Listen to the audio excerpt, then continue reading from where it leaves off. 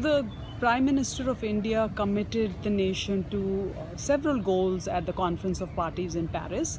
Two of these important goals are advancing renewable energy, and the other one relates to carbon sequestration through land interventions.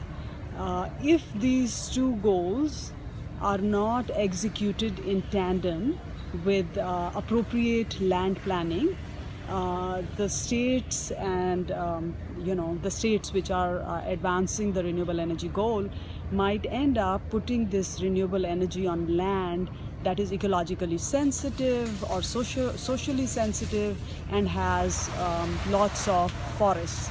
So these two goals have to be pursued in tandem, and so what the MacArthur grant is enabling through TNC, the Nature Conservancy, and its partner C-STEP to accomplish is for two critical state governments to execute these goals in a holistic fashion.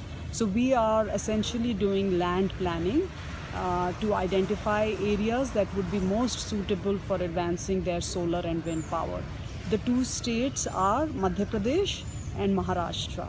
In the process of doing this, we are building state capacity and also helping the nation to advance its NDC goals.